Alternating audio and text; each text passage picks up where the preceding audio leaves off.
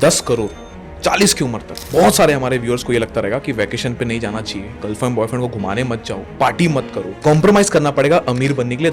आज लास्ट तक हमारे जो भी व्यूअर्स रुकेंगे उनको आप ये पहले क्लियर किए, क्या आज हमें कॉम्प्रोमाइज करना पड़ेगा वो 10 करोड़ तक पहुंचने के। ओवरऑल ये 18 साल मेहनत करने के बाद आपने कुल मिला के कितना पैसे टोटल? 5 साल में मैंने 1,20,000 डाला था, ये तो 2.5 लाख के आसपास हो गया पैसा। तब मैंने स्टार्ट किया था 20,000 से, बढ़ाता गया बढ़ाता गया बढ़ाता गया बढ़ाता गया बढ़ाता गया। आज मैं वो SIP करीबन, लोग शॉक्ड हो जाते हैं इस नंबर को सुन के। मैं 4 करोड़ के घर में रहता हूं और EMI मतलब कुत्ते का पट्टा, नहीं छोड़ के भाग सकते। आपकी इज्जत उस पर, एक EMI डिफॉल्ट हो गई, 2 EMI डिफॉल्ट हो गई तो खत्म, आप फिर आपका घर गया, फिर आपकी इज्जत गई, सब कुछ गया साथ। आपकी फर्स्ट सैलरी क्या थी सर? मेरी फर्स्ट सैलरी थी approximately 7 lakh rupees per annum. Second? 2 साल के अंदर आई वाज एट अराउंड 14। उसके बाद थर्ड थी 22। आज का ये पॉडकास्ट बहुत स्पेशल है मेरे लिए, क्योंकि फाइनेंशियल नॉलेज नहीं होने की वजह से ना बहुत लोग गरीब रह जाते हैं और लोन के दबाव में रह जाते हैं। घर लेना चाहिए नहीं लेना चाहिए, SIP कितनी करनी चाहिए, जॉब से कैसे इनकम कमाया जाए। संजय सर ने 18 साल जॉब में लगा के 10 करोड़ रुपए कमाए। आज इस पॉडकास्ट के बाद मैंने खुद की अपनी SIP थोड़ी सी बढ़ा दी। आपको ये जरूर देखना चाहिए अगर आप करोड़पति के सफर में जाना चाह रहे हो बिना कोई गलती किए। 10 करोड़ 40 की उम्र तक। बहुत सारे हमारे व्यूअर्स को ये लगता रहेगा कि वैकेशन पे नहीं जाना चाहिए, गर्लफ्रेंड बॉयफ्रेंड को घुमाने मत जाओ, पार्टी मत करो, जो मन चाहिए चीज पसंद है उसको खरीदो मत, कॉम्प्रोमाइज करना पड़ेगा अमीर बनने के लिए, 10 करोड़ तक जाने के लिए 40 की उम्र तक। आज लास्ट तक हमारे जो भी व्यूअर्स रुकेंगे उनको आप ये पहले क्लियर किए, क्या आज हमें कॉम्प्रोमाइज करना पड़ेगा वो 10 करोड़ तक पहुंचने के लिए? तो इसका स्पष्ट आंसर है नो, नहीं। तो काफी लोग कहते हैं SIP करते रहो करते रहो करते रहो, 50 तक करो, 60 तक करो, 70 तक करो, 80 तक करो, और शायद अगर उसके बाद जी पाओ तो आप कुछ उसमें से निकाल के अपने जो है उस टाइम वेकेशन कर लेना, उस टाइम ट्रैवल कर लेना है। तो ये बात पूरी तरह गलत है। आप आज अच्छा जी सकते हो और कल उससे ज्यादा अच्छा जी सकते हो। You can live good today and you can live better tomorrow. पर ये कैसे करना है उसका एक फ्रेमवर्क होना चाहिए। तो वो फ्रेमवर्क आज मैं बताता हूं, ताकि आपने जो बोला कि व्यूअर्स एंड तक रुकें वो उसको पूरी तरह देखें। देखिए, पर्सनल फाइनेंस का स्टेप 1 होता है, किसी भी व्यक्ति की लाइफ का स्टेप 1 होता है बजटिंग। बजटिंग में 2 तरह की कॉस्ट होती है, एक होती है फिक्स्ड कॉस्ट, एक होती है वेरिएबल कॉस्ट। तो फिक्स्ड कॉस्ट क्या हो गई? जो फिक्स्ड इन नेचर है, जैसे किसी का रेंट है, EMI है, उसका बच्चों की स्कूल की फीस है, या फिर उसका कोई बेसिकली कोई सब्सक्रिप्शन जा रहा है किसी प्रकार का। तो ये जो कॉस्ट है, इलेक्ट्रिसिटी का बिल है, ये सारी चीजें मेजरली फिक्स्ड कॉस्ट है। तो हर व्यक्ति को अपनी फिक्स्ड कॉस्ट का पता होना चाहिए। आज जितने व्यूअर्स ये देख रहे हैं, पहले वो अपने आप से प्रश्न पूछे कि क्या उनको ये बात पता भी है कि उनकी फिक्स्ड कॉस्ट कितनी है लाइफ की। तो किसी की फिक्स्ड कॉस्ट 20,000 हो सकती है, किसी की 25 हो सकती है, किसी की 10 हो सकती है, पर एटलीस्ट उसको ये पता होना चाहिए कि इतना पैसा तो मुझे महीने में लगना ही लगना है। तो ये हो गया स्टेप 1। स्टेप 2 हो गया वेरिएबल कॉस्ट। वेरिएबल कॉस्ट है कि अगर कुछ आप करोगे तो वो पैसे लगेंगे। तो फॉर एग्जाम्पल, अगर आप वर्क फ्रॉम होम करते हो वर्सेस वर्क फ्रॉम ऑफिस करते हो, तो जब वर्क फ्रॉम होम करोगे तो आपका कन्वेंस का पैसा बचेगा, जब वर्क फ्रॉम ऑफिस करोगे तो कन्वेंस का पैसा लगेगा। चाहे बस से जाओ, गाड़ी से जाओ, ऑटो से जाओ, रिक्शा से जाओ, किसी चीज से भी जाओ, तो आपको कन्वेंस का पैसा लगने वाला है। तो वो आपकी वेरिएबल कॉस्ट हो गई है। अगर एक कोई महीना है जिसमें 25 दिन नहीं जाना, 20 दिन जाना, तो आपकी वेरिएबल कॉस्ट है वो थोड़ी कम हो गई है, ठीक है। पर यहीं अगर आपने ड्राइवर रखा हुआ है तो वो आपके लिए एक फिक्स्ड कॉस्ट हो गई है। तो आपको ये क्लियर होना चाहिए आपकी लाइफ में कि आपका फिक्स्ड कॉस्ट कितना है और आपका वेरिएबल कॉस्ट कितना है। आप पहले ये देखिए कि आप जो बजट में खर्च कर रहे हैं क्या वो सही जगहों पे जा रहा है कि नहीं। आप बोलते हो मेरे को ट्रैवल करने का बहुत शौक है, आप अपना बजट देखिए कि आप ट्रैवल ही नहीं कर रहे हो, ट्रैवल के लिए कोई एलोकेशन ही नहीं रखी हुई है आपने।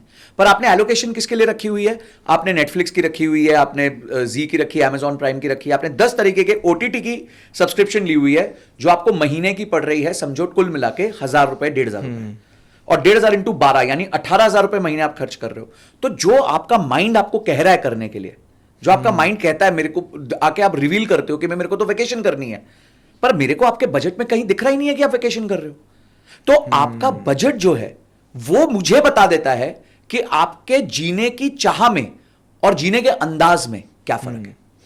बहुत आपने अच्छी बात बोली, क्योंकि सबको लगता है बजट मतलब सिर्फ बिजनेसमैन को करना रहता है, और मेरे को लगता है जो लोग मंथ एंड तक कंगाल हो जाते हैं ना, उन लोग का यही चीज में छुपा है कि बजट नहीं करते। यहाँ पे सर एक बहुत कॉमन सबके क्वेश्चन में आ रहा है कि बिजनेसमैन बजट करते हैं, और मैंने आपके बारे में थोड़ा पढ़ा था कि आपने 18 साल जॉब किया, नौकरी की, और उसके बाद जाके 10 करोड़ कमाया। तो ये एक बार जरूर क्लैरिफाई करना कि जॉब प्रोफेशनल को भी, जो एक बंदा जॉब कर रहा है, वो भी बजट प्लानिंग करके 10 करोड़ तक पहुंच सकता है। देखिए, मैं बजट कर रहा हूं जब से मैं स्टूडेंट था। मैं बजट तब से नहीं कर रहा हूं जब से मैंने कमाना चालू किया। मैं तब से बजट कर रहा हूं जब से मेरे को पॉकेट मनी मिलती थी। तो मेरी बजटिंग स्टार्ट हुई थी जब मैं 11th में आया।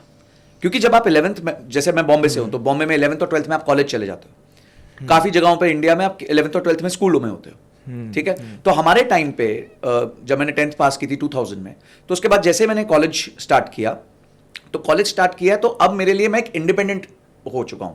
अब मैं स्कूल में नहीं हूं। माइंडसेट होता है कि आप स्कूल में नहीं हो, अब आप कॉलेज में चले गए हो, तो आप बड़े हो गए हो। तो अगर आप बड़े हो गए हो तो बड़े होने में आपकी एक जवाबदारी भी आ जाती है, एक रिस्पॉन्सिबिलिटी भी आती है। तो उस रिस्पॉन्सिबिलिटी के टाइम मैंने अपना बजट चालू किया था। तब माइक्रोसॉफ्ट एक्सेल था भी नहीं मेरे, मतलब एटलीस्ट इजीली अवेलेबल नहीं था, मेरे पास कंप्यूटर नहीं था, और ना ही मेरे को माइक्रोसॉफ्ट एक्सेल यूज करना आता था। तब मैं क्या करता था, तब मैं एक पर्ची रखता था। पर्ची में ऐसे 4 लाइनें खींचता था। लेफ्ट हैंड साइड में रो में, जैसे अगर हम एक्सेल में देखें तो रो में मैं डेट डालता था, आज 1 जनवरी, 2 जनवरी, 3 जनवरी, 4 जनवरी।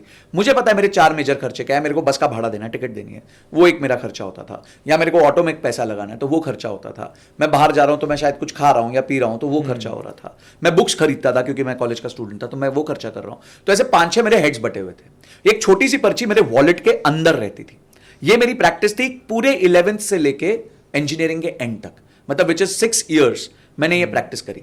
लोग नेम प्लेस एनिमल थिंग खेलते थे और मैं बजट की थिंग्स करता था। यानी कि मैं पूरा बजट का अपना पूरा मेरा प्रोसेस होता था। मेरे को एंड ऑफ द मंथ पता होता था कि मेरे फादर ने अगर मुझे 200 रुपए दिए, क्योंकि तब 200-300 रुपए बहुत बड़ी बात होती थी, तो 200 रुपए दिए, 300 रुपए दिए, तो वो कहां लग रहे और मैं कहां कहां बचा सकता हूं। और मुझे कोई डिस्क्रिशनरी एक्सपेंस करना है तो मुझे उसी 200-300 रुपए में से बचा के करना होगा वो डिस्क्रिशनरी एक्सपेंस।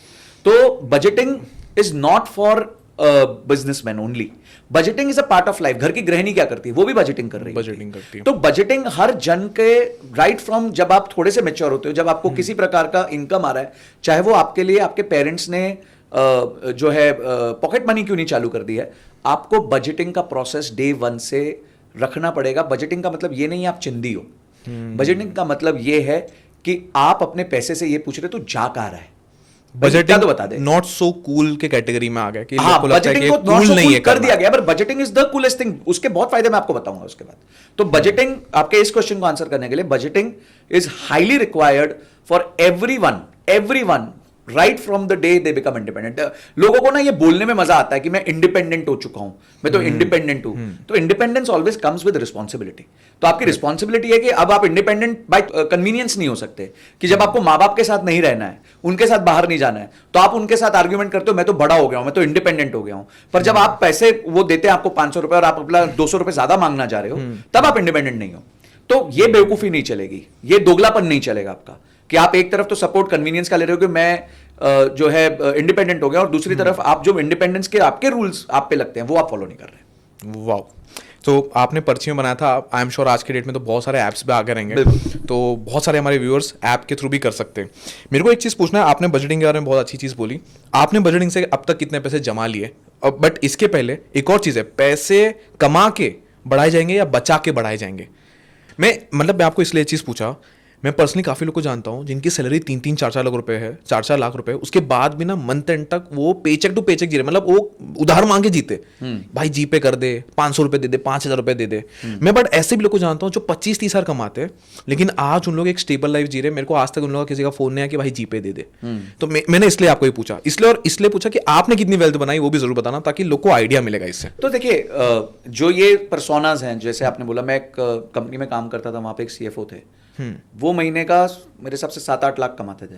वाओ। पर महीने का 20, 21, 22 तारीख तक आते आते उनके पैसे पूरे फ्री हो जाते थे, क्योंकि वो एक ड्राइवर लेके घूमते थे, वो एक हेल्पर लेके घूमते थे, उन पे 10 तरह के पर्सनल लोन थे उनको, मतलब जो पीनी भी थी तो वो बस 18 साल वाली पीनी थी, गाड़ी भरी होनी चाहिए थी, मतलब दारू की बात की जा रही, दारू।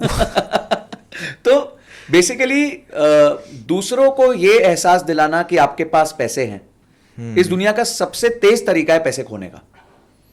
ठीक है, तो दुनिया को यह एहसास दिलाना कि आपके पास पैसे हैं, वो सबसे तेज तरीका है पैसे खोने का।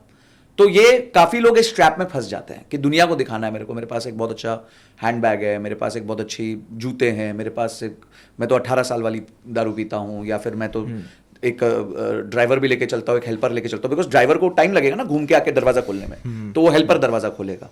तो ये ऐसे भी लोग देखे, और ऐसे भी लोग देखे जो 50-60 हज़ार कमा रहे हैं, 20 हज़ार की SIP कर रहे हैं, 40 हज़ार में घर को चला रहे हैं, अच्छे से चला रहे हैं, उसके बाद भी सेविंग्स फंड बना रहे हैं। तो you will find every type of people. आपने बहुत सही चीज़ बोला कि लोग 2,500 रुपये का सिगरेट फूंक दे रहे लेकिन ऋषिकेश जाने के लिए वो सोचते ही रह रहे।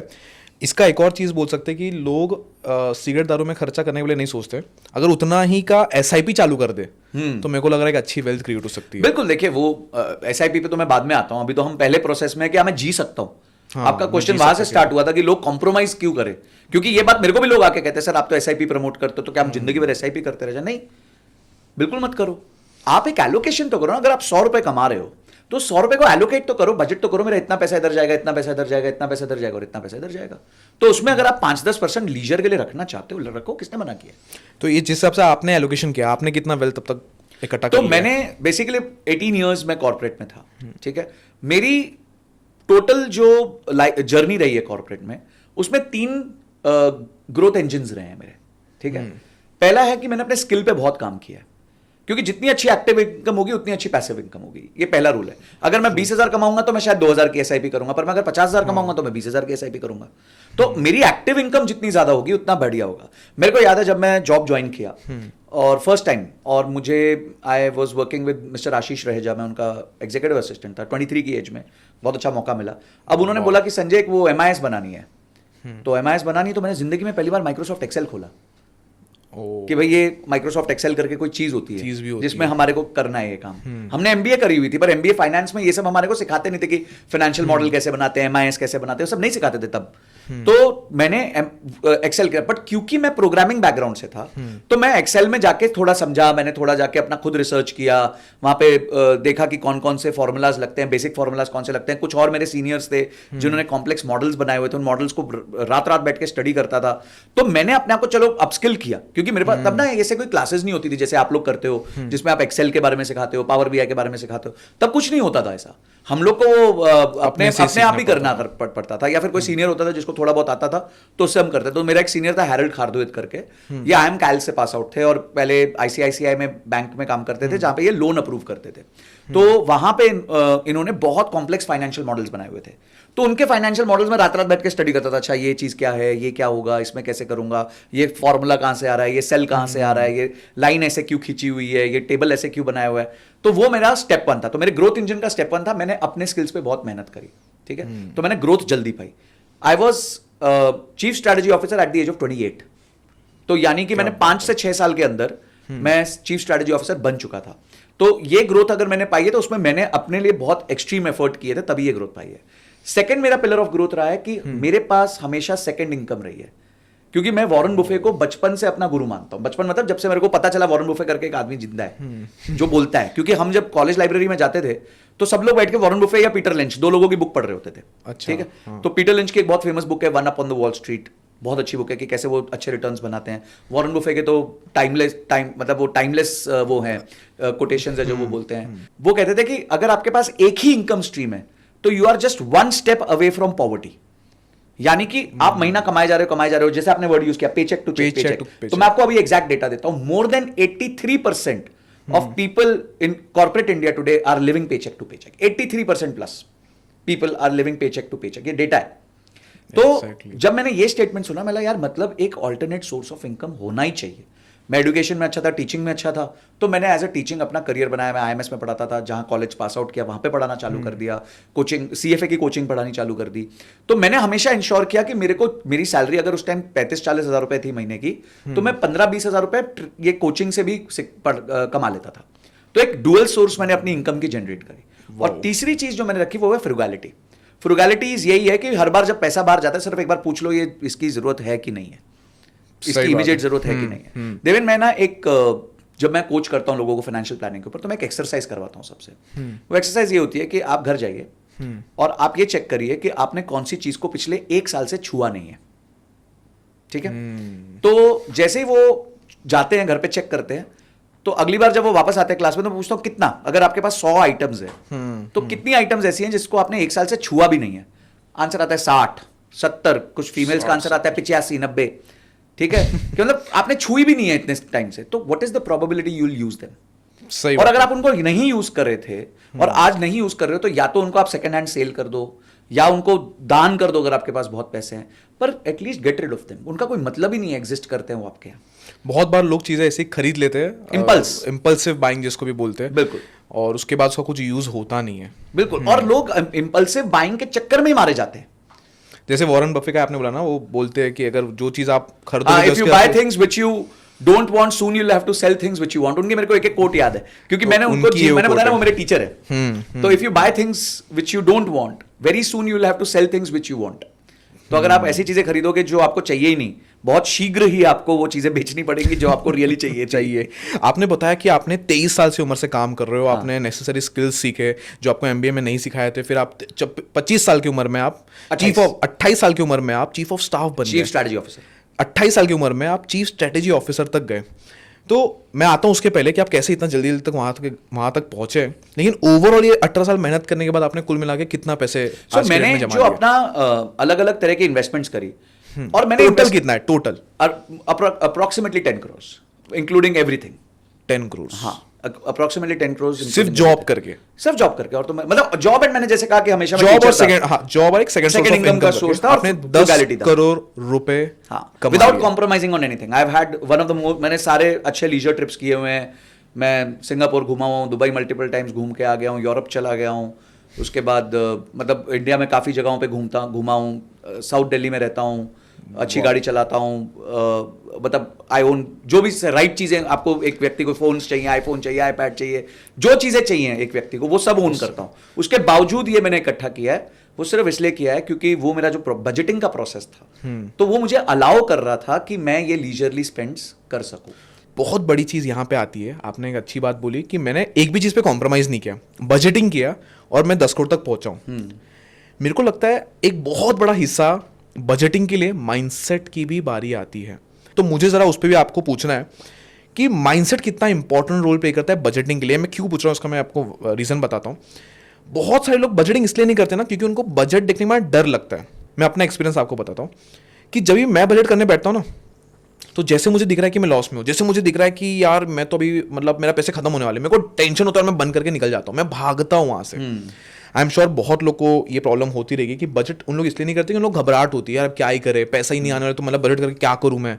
और दिमाग में आता है कि जब इतने ही पैसे हैं तो मतलब क्यों मेहनत करूँ बजट में, अल्टीमेटली मेरे को तो पता है मेरे पैसे खत्म होने वाले हैं। तो इसमें माइंडसेट कितना इंपॉर्टेंट रोल प्ले किया आपकी इस जर्नी में 10 करोड़ तक पहुंचने के लिए, ये आप एक बार जरूर बताइए। ठीक है, मैं तो ये मानता हूँ कि पूरी लाइफ में आपके लिए skill set is only 10% of your life. ठीक है, एंड पहले आई थिंक 20% था, अब तो 10 रह गया बिकॉज पहले उसको स्किल्स को पाना मुश्किल था। ठीक है, True. और आज मुझे वो स्किल्स को पाना बहुत आसान है। मैं एक सिंपल एग्जांपल देता हूँ। आप एक एंटरप्रेन्योर हैं, पहले आप कभी भी मिस्टर अनिल अग्रवाल की लाइफ हिस्ट्री के बारे में नहीं जान सकते थे।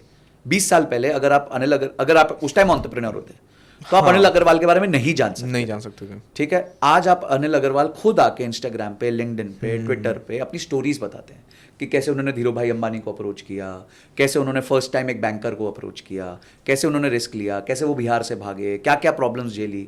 तो वो आज आपके जैसे एंटरप्रेन्योर्स को लिए बहुत एक्सेसिबल है। यूट्यूब पे गए, यार ये प्रॉब्लम अनिल अग्रवाल ने फेस करी थी तो अनिल अग्रवाल ने कैसे सॉल्व करी। या फिर एक न्यू जनरेशन एंटरप्रेन्योर है रितेश अग्रवाल, आपने ये प्रॉब्लम रितेश अग्रवाल ने कैसे सॉल्व करी। आज आप उनको मेल लिख दोगे तो there is a good chance कि वो आपको रिप्लाई भी कर देंगे। ठीक है, तो वो जर्नी जो थी वो तब बहुत मुश्किल थी। तो इसलिए तब मैं कहता था कि स्किल्स आर ओनली 20%। आज तो मैं कहता हूं स्किल्स आर ओनली 10%। स्किल्स सीखना तो सबसे आसान काम हो चुका है इस दुनिया में। आज इतने सारे यूट्यूब के आपके पास समाधान है। आपके पास जैसे आप आयरा है फॉर एग्जांपल, वहां पे आप कोई स्किल सीख सकते हो। बहुत इंस्टीट्यूशंस है जहां पे डिफरेंट स्किल्स आज बांटी जा रही है। तो skills is no more a problem, the only and only thing is mindset. और माइंडसेट के अंदर the only and only thing is patience. तो पेशेंस जो है ना वो लोग लैक करने लग गए, नहीं करते। हाँ, तो जैसे वॉरेन बुफे का अगेन बहुत फेमस स्टेटमेंट है, market is a place to transfer wealth from impatient to patient people. यानी कि बात है। हाँ, कि जिस आदमी के पास पेशेंस नहीं है और जिस आदमी के उसकी वेल्थ उस आदमी पे जाएगी जिसके पास पेशेंस है। तो ऐसे कई एग्जाम्पल्स हैं जो मतलब जैसे मैं आपको बताता हूँ, वॉरेन बुफे ने एक बार एक शर्त लगाई टेड सीडस के साथ। वॉरेन बुफे ने कहा कि 2008 की बात है, टेड सीडस करके एक हेज फंड मैनेजर है, okay, very famous hedge fund manager, बहुत अच्छे रिटर्न्स बनाए ये वो। तो उसने उनके साथ बेट लगाई, ठीक है। उन्होंने बोला एक काम करते हैं, आज 2008 है, 10 साल के लिए पैसे लगाते हैं। मैं अपने पैसे लगा रहा हूँ, वॉरेन बुफे ने बोला, मैं अपने पैसे लगा रहा हूँ एक इंडेक्स फंड में, S&P 500, जिसमें मेरे को कुछ नहीं करना, आज डाल के छोड़ दूंगा, 10 साल बाद देखूंगा, ठीक है। और तू अपना हेज फंड जैसे मैनेज करता है, ऑफिस बना, बंदे रख, रोज सुबह स्क्रीन देख, रोज शाम को बटन दबा, स्ट्रेस ले, टेंशन ले, तू सब कुछ कर। देखते हैं 10 साल बाद वो क्या होगा। 10 साल बाद? हाँ 10 साल। वो भाई छोटी बेट्स लगाता ही नहीं ना। देखो वॉरेन बुफे का कोई भी जो भी आज वो 90 साल का है ना, तो भी वो 200 अगले 20 साल का सोचता है। उसको नहीं पता वो जिंदा रहेगा कि नहीं रहेगा, पर वो सोचता 20 साल आगे का, ठीक है। तो ये जब हुआ तो वो जैसे वो आजकल मीम्स में आता है ना 10 years later तो 10 years later क्या हुआ 2018 में, तो वॉरेन बुफे ने जिस फंड में पैसा डाला था उसके रिटर्न्स थे 88% के आसपास, as compared to Ted Seides के रिटर्न्स थे 24% के आसपास। तो बेट ये थी कि जो हारेगा वो जीतने वाले को $1 million देगा। तो टेड सीडस ने $1 million दिया, यानी आपने एक्टिव फंड मैनेजमेंट करके कहीं कम रिटर्न्स कमाए एज कंपेयर टू जिस बंदे ने पैसिव फंड मैनेज किया। उस टाइम पे वो अपना और भी काम कर रहा था, अपनी एक्टिविटीज भी कर रहा था, उसने इस इन्वेस्टमेंट को देखा तक नहीं। और बट बेट कितने साल की लगाई? 10 साल की लगाई। तो बहुत सारी माइंडसेट की चीजें हैं इन्वेस्टमेंट को लेके, लाइफ को लेके, जो आपको आज बड़ा बनने से रोकती हैं, जो आपको अपने लाइफ में जो आप अचीव करना चाहते हो उससे रोकती हैं। और उसमें सबसे बड़ी 2 चीजें जो हैं वो है पेशेंस और डिसिप्लिन। अगर लोग पेशेंस और डिसिप्लिन नहीं रखेंगे तो ऑटोमेटिकली आपका रिटर्न्स बनना क्लोज टू नामुमकिन है। आपने पेशेंस की बात की, मतलब इधर ना मेरे को टोनी रॉबिन्स का भी एक कोट याद है। वो बोलते हैं कि कोई भी सक्सेस, किसी भी फील्ड में सक्सेस पाने के लिए, अभी हम फाइनेंस की बात कर रहे हैं, तो 80% साइकोलॉजिकल स्किल्स काम आती है और सिर्फ 20% टेक्निकल स्किल्स जो उस पर्टिकुलर काम करने के लिए है। पेशेंस से ये है कि ये बुक भी उन्होंने 1993 में लिखी थी। आज अगर आप उनसे पूछो वो भी 90-10 ही बोलेंगे आपको, 90-10 बोलेंगे, सही बात है। यहाँ पे एक चीज है, आप बोल रहे हो वॉरेन बफे ने 10 साल का बैट लगाया था उनसे। आज के डेट में बैटिंग एप्स की वजह से सबको इंस्टेंट रिजल्ट की आदत हो गई है। बहुत सारे अच्छे अच्छे यूट्यूबर्स भी बैटिंग एप्स को भरपूर प्रमोट कर रहे हैं। इवन मैं जानता हूँ, मेरा बहन का एक छोटा बेटा है, तकरीबन 15 साल का है, उसके फेमस यूट्यूबर ने जो उसको बहुत पसंद करता है, उसने देख लिया कि बैटिंग ऐप में पैसा लगाता है, वो भी बैटिंग ऐप में पैसा लगाने चले गया। और तो एक दिन मैंने पूछा कि क्या कर रहा है, बोलता है कि मामा इसके अंदर ना 2-3 दिन ना पैसे ना डबल हो जाएंगे। तो पेशेंस को डेवलप कैसे किया जाए वो भी एक क्वेश्चन है। और ऐसे जमाने में जहां पे लोग को इंस्टेंट रिजल्ट चाहिए, जैसे बैटिंग एप्स में, वो माइंडसेट से कैसे बचा जाए? बिकॉज मुझे आपको ये पूछना है कि क्या उसके वजह से भी हमारा पेशेंस की कमी होते जा रही है, क्योंकि रिजल्ट सबको फटाफट चाहिए, तो उससे कैसे बचा जाए? देखो जैसे अभी एक रिसेंट ट्रेंड निकला कलर ट्रेडिंग का, कलर ट्रेडिंग एप्स आई हैं। कलर ट्रेडिंग का, हाँ, तिरंगा करके एक ऐप आई है, कोई वो 811912 पता नहीं कैसी कैसी ऐप्स आई हैं, सबके यूआई भी एकदम सेम जैसे दिखते हैं। तो लोग उसमें पैसा डाल रहे हैं, उसमें आप कर क्या रहे हो, क्या है अंडरलाइन, अंदर चीज क्या है भाई? आज आप रिलायंस का शेयर ट्रेड करते हो तो आपको पता है एक बड़ी सी कंपनी है, मुकेश अंबानी उसके चेयरमैन है, 2-3 लाख एम्प्लॉई हैं, तेल के कुएं हैं, जियो का फाइबर है, उसके बाद आपका क्या कहते हैं रिटेल के स्टोर्स हैं। तो आपको समझ आता है यार मैं एक ऑर्गेनाइजेशन जिस पे फिजिकल बिजनेस चल रहा है, लाखों करोड़ का रियल प्रॉफिट रिपोर्ट कर रही है, उसमें इन्वेस्ट कर रहा हूँ। तो आपको पता होता है ठीक है यार अच्छी कंपनी में पैसा डाल रहा है। फिर आप कुछ mid cap company, small cap में डालते हो जो उभरते सितारे हैं, तो आपको उम्मीद होती है यार लंबे समय में मेरे को बेटर रिटर्न्स देंगे। आज ये आप बेटिंग ऐप में पैसा डाल रहे हो तो बेटिंग ऐप जीतेगी, लॉटरी बेचने वाला जीतेगा, लॉटरी खरीदने वाला कभी नहीं जीतेगा। ये रूल है। आप अगर आज रूले खेलते हो, रूले कसिनो में गेम होती है जहां पे वो बॉल घुमाते हैं 36 में से, तो 36 में से अगर आपने 1 नंबर पे पैसा रखा है तो आपका 1/36 चांस है जीतने का, और जो रूले घुमा रहा है उसका 35/36 चांस है जीतने का। तो सिर्फ उसको क्या करना है, उसको तो आपके जैसे बहुत सारे लोग आएंगे, वो घुमाता रहेगा, क्योंकि आप ये उम्मीद कर रहे हो कि यार एक बार भी लग गया तो मेरे 36 गुना हो जाएंगे पैसे, पर वो एक बार लगता नहीं है। तो जब वो लगता नहीं है तो आपकी लग जाती है, और फिर जब लग जाती है तो लग जाती है, बस फिर उसके बाद आप वापस नहीं आ पाते। देखिए कोई भी चीज जो अबनॉर्मल रिटर्न्स प्रॉमिस करती है, अब आप पूछोगे अबनॉर्मल है तो नॉर्मल क्या है? नॉर्मल अगर आपको कोई व्यक्ति मिलता है, लॉजिकल बात करके आपको बोलता है साल का आप लॉन्ग टर्म में 12, 15, 18% के आसपास रिटर्न कमा सकते हो, तो वो एक सूझबूझ वाला समझदार आदमी है। बट संजय सर, मैं यहाँ पे ना एक चीज बोलना चाहूंगा, जैसे आपने बोला 12-15% 12 साल के लिए, सालाना, सबको ना यहाँ पे, मतलब मेरे को भी ऐसा लगता है शुरुआत करना ही डिफिकल्ट हो जाता है। मैं ऐसे लोग को जानता हूँ जो महीने का 2.5-2 लाख रुपए कमाते हैं एज ए सैलरी, लेकिन उनको एक छोटी एसआईपी बिल्कुल सही है। शुरुआत करने में बहुत प्रॉब्लम होती है। मैं बिल्कुल। पूछता हूँ क्यों? हाँ। अरे देवेन, कौन 15 साल तक रुकेगा? हाँ। कौन चालू करेगा? हाँ, तो उसको कैसे केटर किया जाए? वो माइंडसेट ही चेंज नहीं हो पा रही लोग देखिए की। क्या है कि और अल्टीमेटली एसआईपी का बेनिफिट क्या होगा? देखिए इन सब, ये एक बहुत बड़ी वैश्विक महामारी है, मतलब इट्स ग्लोबल एपिडेमिक, पैंडेमिक। मेरे एक फ्रेंड है, वो अच्छी खासी इनकम कर रहे हैं, ठीक है।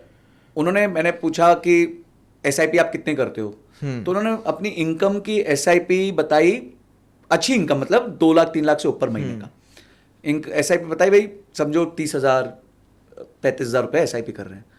तो मैं शौक में 3 लाख के आसपास, 3 लाख से भी ऊपर कमा रहे हैं और 30,000 की एसआईपी कर रहे हैं। तो पर हैंडबैग लेना है तो 2.5 लाख 3 लाख कितने का भी हैंडबैग ले लो, मतलब वो हैंडबैग में जीएसटी 50,000 का होता है। तो जो मतलब जो आप सरकार को दे रहे हो, तो बट अगर उनको बोलो कि भाई ये 30,000 की एसआईपी 50,000 कर दो, नहीं करनी, क्या जरूरत है, क्या होगा, क्या फायदा होगा। तो people are irrational because they do not understand the benefit of compounding over long term, ठीक है सर, तो इसका आपकी मतलब ये नहीं है, मैंने क्या बोला कि लीजर लेना गलत नहीं है, पर आपने प्रपोर्शंस लीजर के नहीं बांधे हुए, वो गलत है। आपने अगर बोला है कि भाई मेरे को इतना % मेरी लाइफ में मेरे को एक एसआईपी करनी है जो मेरी इनकम का इतना प्रोपोर्शन होगा, ठीक है, तो आप उतना करो, उसके बाद जो बच रहा है उस पर लीजर करो, जो करना है करो। तो यहाँ पे सर आपका मोटिवेशन लगेगा, आपने कितने का एसआईपी जब शुरुआत किया था, कितने का किया था, आज वो कितना हो गया, और पीरियड मतलब टाइम होते होते कितना आप बढ़ाते भी गए एसआईपी, अपने एसआईपी के पोर्टफोलियो में? देखिए मैंने जब स्टार्ट किया था एसआईपी, तब एसआईपी करना बहुत मुश्किल था, बिकॉज उस टाइम ना ये एप्स होती थी ना कुछ होता था, तब है ना डायरेक्ट म्यूचुअल फंड्स होते भी नहीं थे, सिर्फ रेगुलर म्यूचुअल फंड्स होते थे। रेगुलर होता था मतलब आप एक ब्रोकर के थ्रू जाते थे। तो जब मैंने जॉब ज्वाइन किया था, तो मेरे को पहली बार क्या होता है, जैसे आप जॉब ज्वाइन करते हो ना, तो ये सारे कंपनीज के ऐसे वो होते हैं, अपने क्या कहते हैं, अलायंसेज होते हैं। जैसे हमारा एचडीएफसी बैंक के साथ एक सैलरी अकाउंट था, तो एचडीएफसी बैंक वाले आ गए कि सर अब आपके पास, उनको दिख गया भाई अकाउंट में 30-35 हजार रुपये महीना गिर रहा है, उसमें से ज्यादा कंज्यूम नहीं हो रहा, तो उनको पता चल गया कि भाई इसके पास चलते हैं, ये कुछ देगा इन्वेस्टमेंट में। तो वो आए और उन्होंने मुझसे 2 एसआईपी करवाई, पूरा फिजिकल फॉर्म होता था, साइन करते थे, चेक्स देते थे, वो सब होता था उस टाइम पे। तो 2-2 हजार रुपए की 2 एसआईपी मैंने करी थी। मुझे आज भी याद है, एक एचडीएफसी का फंड था, एक रिलायंस का फंड था, ठीक है। तो 2 महीने बाद एचडीएफसी में 2 बार पैसा गया, 2,000, उसके बाद वो जाना बंद हो गया, पता नहीं कुछ चेक का ठीक नहीं लगा होगा या कुछ हुआ होगा। तो रिलायंस में जो इन्वेस्टमेंट है वो चलती रही, वो ऑनगोइंग थी उसमें, और वो आज भी है? नहीं, तो मैं आपको बताता हूँ क्या हुआ। तो वो चल रही है 2000, अच्छा उस टाइम ना आपके पास कोई ऐप नहीं होती थी कि आप लाइव उसके स्कोरबोर्ड की तरह देखते रहो कि आज क्या हुआ, आज कितना एनएवी बढ़ गया, आज कितना हो गया, पैसा जाए जा रहा है, अपने को आउटकम भी नहीं पता चल रहा, which was a very happy scenario. I think ऐसा ही होना चाहिए लाइफ में, पैसा जाए आपको पता भी नहीं चले उसके साथ क्या हो रहा है एसआईपी में। तो 5 साल निकले, 2013 के आसपास ऐसे ही एक बार मैंने उसका अकाउंट स्टेटमेंट खोल के देखा, आया हुआ था, मैंने घर पे देखा, तब अकाउंट स्टेटमेंट्स आते थे फिजिकल, मैंने खोले देखे, तो मैंने यार 5 साल में मैंने 1,20,000 डाला था, ये तो 2.5 लाख के आसपास हो गया पैसा। मतलब ना मैंने दिमाग लगाया, अच्छा अपने को एक्सेल आता था, अपने फट एक्सआईआरआर निकाली, एक्सआईआरआर इसकी निकली 19% के आसपास, एफडी तब देता था 7-8%। तो मैंने बोला ना मैंने दिमाग लगाया, तब तो लॉन्ग टर्म कैपिटल गेन्स भी 0 होता था, तो मैंने बोला ना दिमाग लगाया, ना मैंने कोई, मेरे को पता भी नहीं हो क्या रहा है मेरे पैसे के साथ, और मैंने एफडी से मोटा मोटी 3 गुना पैसा कमा लिया, और वो भी tax free. FD is taxable, this is tax free. तो उसके बाद हमने तय कर लिया भाई जीवन में करना है तो सिर्फ एसआईपी ही करना है। तो कौन से साल से आपने चालू किया और आज 2014-15 के आसपास मैंने फिर से स्टार्ट किया। तब मैंने स्टार्ट किया था 20,000 रुपए से, बढ़ाता गया। आज मैं वो एसआईपी करीबन 3.5 लाख रुपए महीने की करता हूं। लोग शॉक्ड हो जाते हैं इस नंबर को सुन के। आप कितने भी पैसे कमा लो, लोग, बहुत कम लोग होंगे इस देश में जो एक एज एन इंडिविजुअल 3.5 लाख महीने की एसआईपी करते होंगे, पर मैं करता हूं। और उस 10 करोड़ के पोर्टफोलियो में एसआईपी का कितना बड़ा पार्ट है? वही है, मतलब 80% वही है। 80% एसआईपी कवर करता है। 80% एसआईपी, म्यूचुअल फंड्स ही है, मतलब मैं डायरेक्ट स्टॉक्स में इन्वेस्ट ही नहीं करता, क्योंकि वो मेरा काम नहीं है। मेरा व्यवसाय अलग है। My active work is something else, it is consulting, it is coaching. तो I don't have time to sit in front of the screen और मैं रोज देखूं कि आज रिलायंस कितना चला गया, टीसीएस कितना चला गया, मैंने जो स्टॉक लिया था वो कितना चला गया। एक म्यूचुअल फंड मैनेजर है ना, इतना एक्सपीरियंस्ड आदमी है, उसके पास नॉलेज है, उसके पास इंफॉर्मेशन है, उसके पास पूरा सिस्टम है ये सब करने का, उसके पास राइट लोग हैं, उसके पास रिसर्च रिपोर्ट्स हैं, तो वो करेगा ये काम। उसको मैं दे देता हूँ 0.5-0.6%, ठीक है, खुश है वो भी, मैं भी खुश हूँ। तो बेसिकली यहाँ पे जो भी हमारे व्यूअर्स है, छोटा से छोटा एसआईपी चालू कर देना बिल्कुल सबसे ज्यादा सजेस्ट कर रहे हो आप। बिल्कुल सनी सर, यहाँ पे एक और चीज, बहुत बड़ी चीज आ रही है दिमाग में, इन्वेस्टमेंट पे आप एसआईपी की बात कर रहे हो, हमारे देश में मेरे को लग रहा है 99% लोग का सपना है घर लेना, हम्म और उन लोग बहुत कंफ्यूज कर जाते हैं। इन्वेस्टमेंट घर है उनका, ये वो समझ के बहुत सारे लोग अपनी आधी से अधिक कमाई घर पे डाल देते हैं।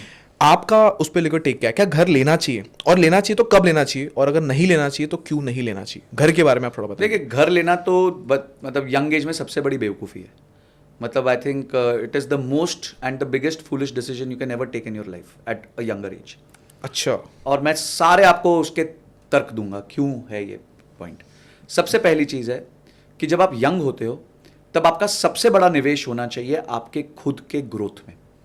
अगर आपने अपनी एक्टिव इनकम बढ़ानी है, देखिए हमारे बचपन में हमारे पेरेंट्स क्या बोलते थे, बेटा 10वीं तक पढ़ ले तेरी जिंदगी संवर जाएगी, बेटा 12वीं तक पढ़ ले तेरी जिंदगी संवर जाएगी, बेटा इंजीनियरिंग कर ले तेरी जिंदगी संवर जाएगी, बेटा MBA कर ले तेरी जिंदगी संवर जाएगी।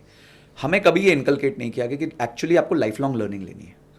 हमारे लिए जैसे ही MBA खत्म हुई उसके बाद हो गया कि बुक्स रखो साइड में, अब जिंदगी में अपडेट नहीं करना अपने आप को कभी भी, बस जॉब करते रहना है और अपग्रेड करने की जरूरत नहीं है। पर आज वो स्थिति नहीं है। आज मैंने अभी पीछे एक कंपनी का मुझे पता चला कि वहां पे बल्क ऑफ द लोग सडनली टर्मिनेट कर दिए गए जो 6 साल से उनके साथ काम कर रहे थे, 6 ईयर्स से उनके साथ काम कर रहे थे।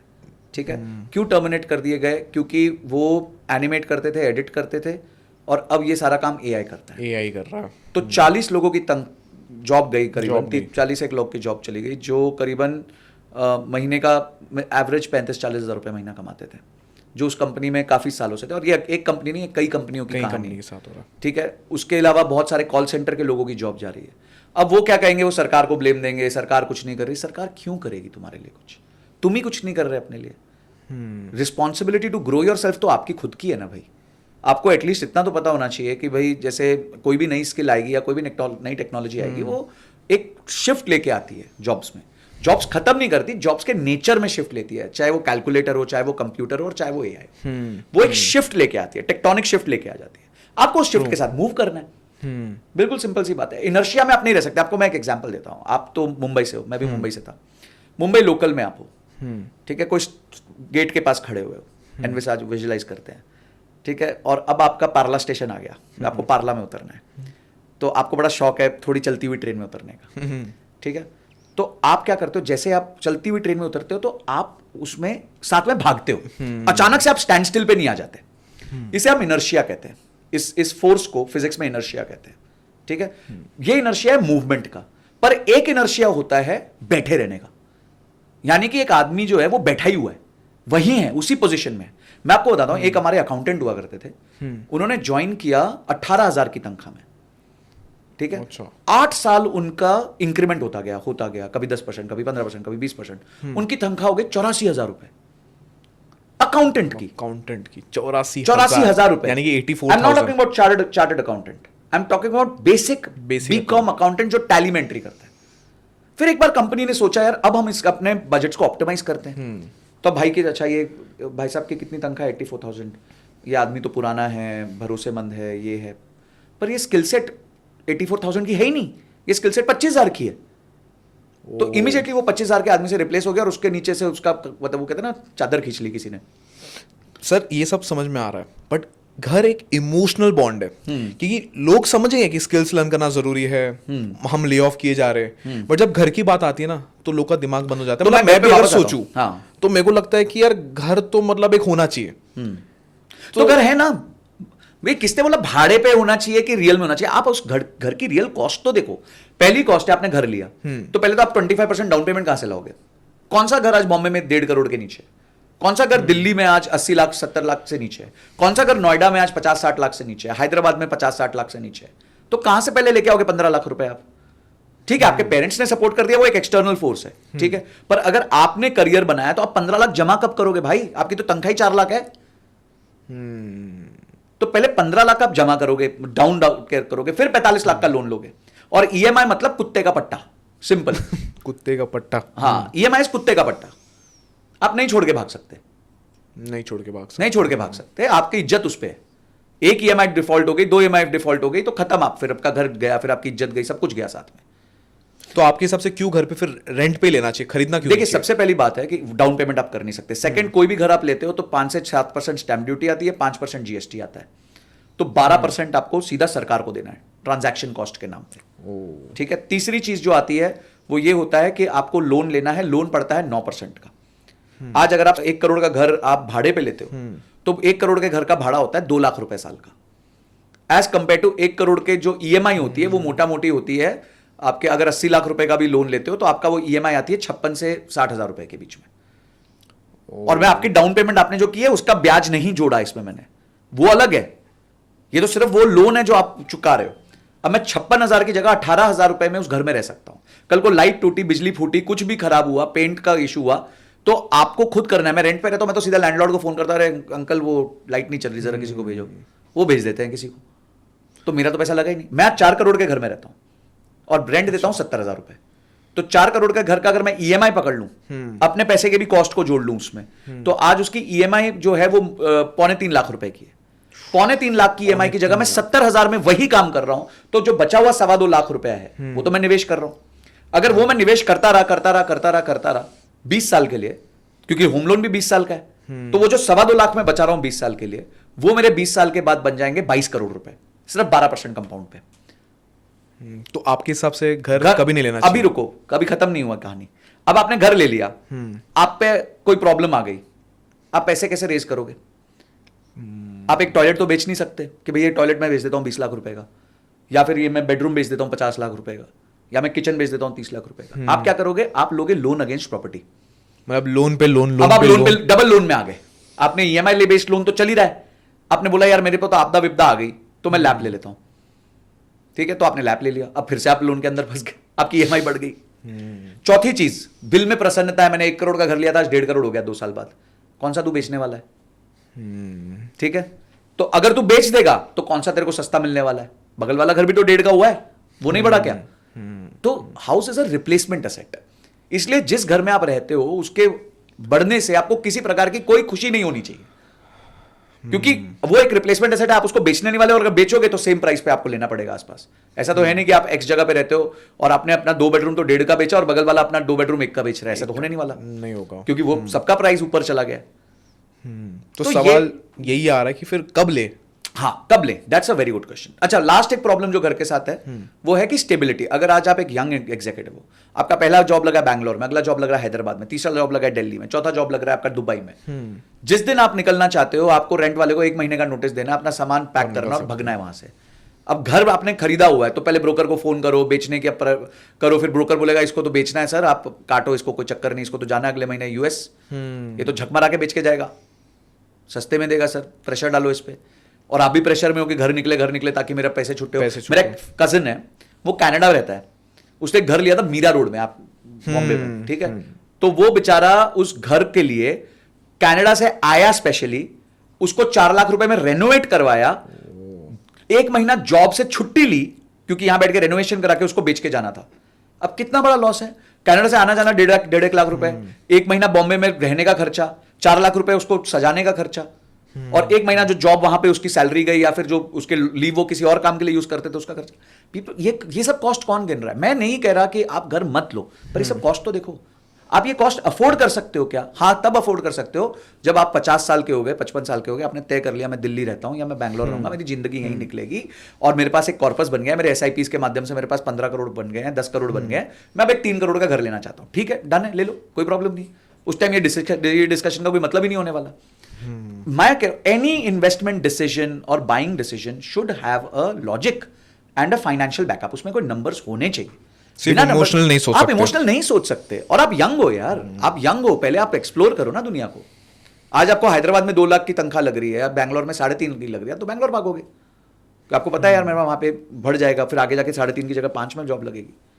तो इसका मतलब घर कभी नहीं लेना चाहिए, एटलीस्ट लेना कब चाहिए? बिकॉज घर एक इमोशनल चीज है, हर बंदा कभी ना कभी सोचता है कि मेरे को घर लेना है। देखो, घर तब आपको लेना चाहिए जब आप एक लोकेशन पे स्टेबल हो जाओ, जब आपके पास इतनी इनकम, मैं तो कहता हूं कि घर तब लो जब आप 50% डाउन पेमेंट कर सको और जिसमें आपको बिल्कुल प्रॉब्लम ना हो, आपका कोई फंड हिले ना।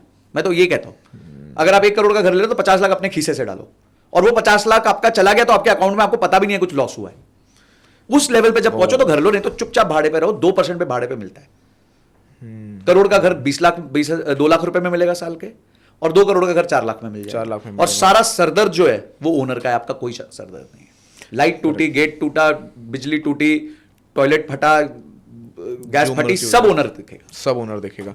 ये आपने बहुत सही चीज़ बोली, बिकॉज जॉब प्रोफेशनल यही गलती करते, एक जॉब में लग जाते और उनको पता नहीं लगता है कि वो एक ट्रैप में फंस गए। सडनली उनको रियलाइज होता है कि मेरे को ऊपर तो हर जगह से लोन पे लोन जा रही है, यहाँ पे घर की किस्त जा रही है, वहाँ पे मेडिकल की कुछ किस्त जा रही है, यहाँ पे एजुकेशन लोन जा रहा है, और वो कभी वो जॉब छोड़ नहीं पाता और अपने पैशन को फॉलो नहीं कर पाता। बिल्कुल।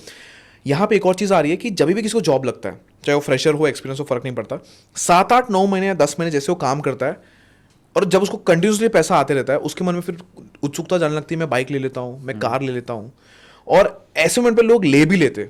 आपका सजेशन क्या है ये मुझे बताओ, कि जो लोग कमाना जस्ट अभी चालू के, होता है शौक पूरा करना है उन लोगों को, गाड़ी बाइक लेनी है, कुछ तो कुछ लेनी है, मेरे मन में भी आता है कि कुछ अच्छे पैसा आ जाता है यार, चलो बाइक ले लेते, गाड़ी ले लेते, तो क्या ये लेना चाहिए?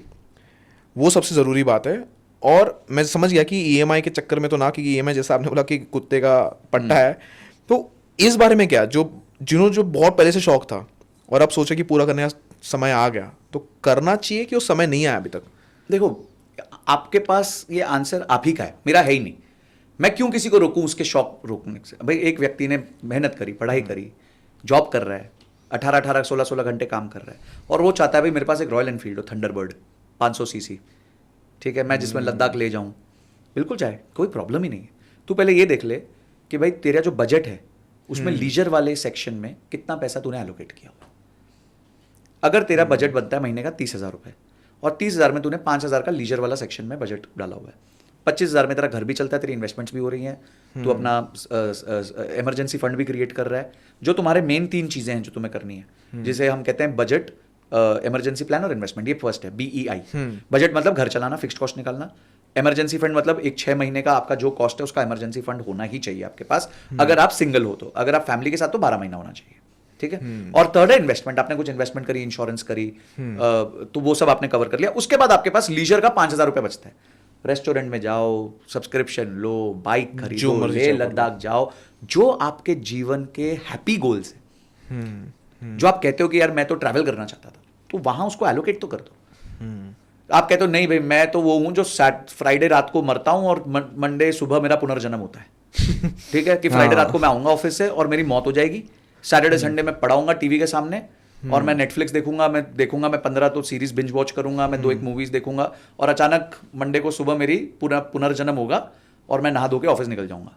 तो आप सारे सब्सक्रिप्शन खरीद लो जितने हैं देश के, सारे OTT के सब्सक्रिप्शन खरीद लो। आप बोलते नहीं जी मैं तो एक्सपीरियंसेस लूंगा लाइफ में, तो आप एक्सपीरियंसेस लो, जाओ लेह लद्दाख जाओ, कश्मीर जाओ, जहां जाना जाओ, बजट बनाओ, उसको यूज करो। I am no one to stop you यार, मैं कौन रोकने वाला आपको? बजट खुद बनाओ और बस अपना वो बजट का एलोकेशन कर दो और उसमें मजे करो, इन्वेस्ट भी करो, तो आप हर तरीके से मतलब एक संपूर्ण इंसान बन जाते हो कि you are budgeted also for your life, your emergency fund is also at place.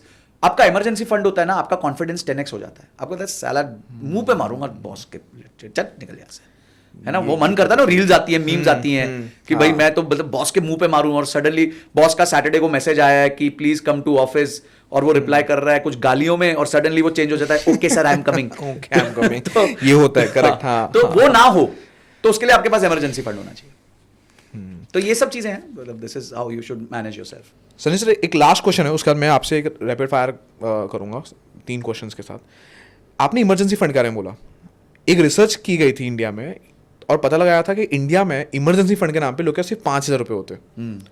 सही है। और ये क्यों सिर्फ 5,000 है, जबकि आज के टाइम में 5,000 में कुछ नहीं होगा। मतलब अगर इमरजेंसी के नाम पे मेडिकल एक्सपेंस हो गया, इमरजेंसी के नाम पे एजुकेशन हो गया, इमरजेंसी के नाम पे कुछ भी हो गया, 5,000 में तो कुछ भी नहीं हिलने वाला। तो उसके बाद भी ये इतना कम क्यों है? मानसिकता। लोग लगते हैं, उनको लगता है अपुनिच भगवान है, कुछ नहीं अपने होगा, को कुछ नहीं होगा, ठीक है। फिर किसी को कोई बीमारी आ जाती है, कोई एक्सीडेंट हो जाता है, कोई अनहोनी हो जाती है, तो वो उसका लॉस हो जाता है। बहुत सिंपल है, आपको हेल्थ के लिए इंश्योरेंस चाहिए, लाइफ के लिए इंश्योरेंस चाहिए, 6 महीने का इमरजेंसी फंड चाहिए।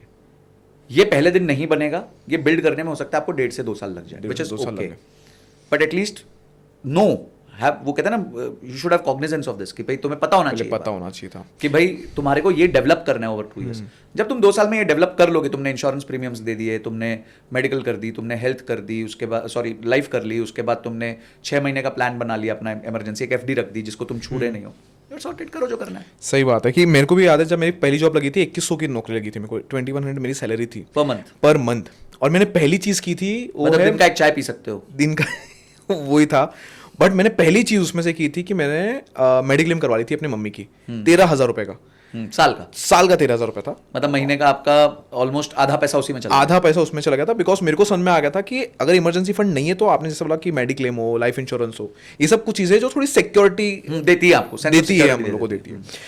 सो बहुत बढ़िया रहा। मेरे को आप लोग एक से एक लास्ट चीज पूछनी है। आपने बताया कि आप 28 साल की उम्र तक चीफ स्ट्रेटेजी ऑफिसर बन चुके थे।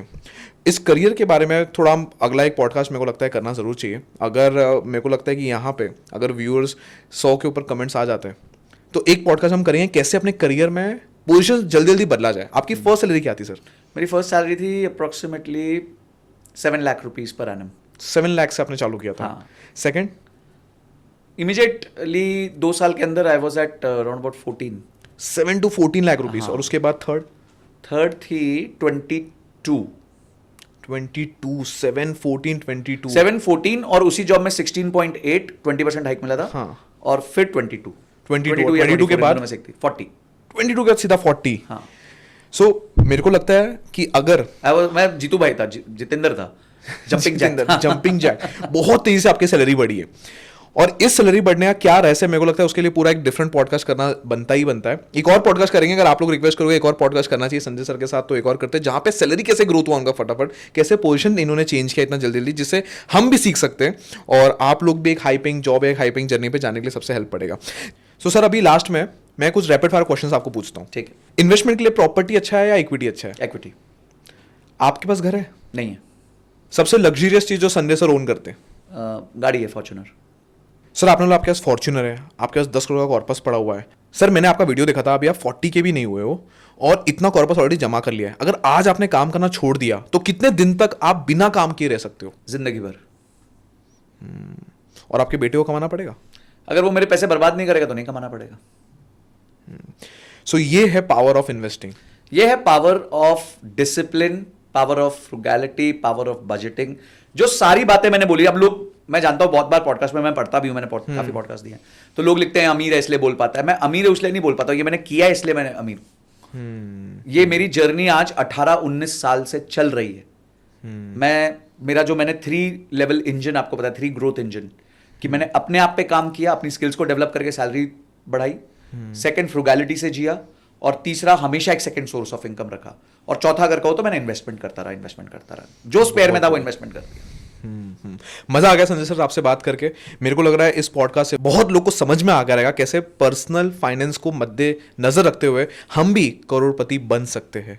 कॉर्पोरेट से करोड़पति का सफर इजी हो जाएगा इस पॉडकास्ट के बाद। मैं एक ही चीज कहना चाहूंगा एज क्लोजिंग रिमार्क्स, आपका फर्स्ट 1 करोड़ बहुत डिफिकल्ट होने वाला है।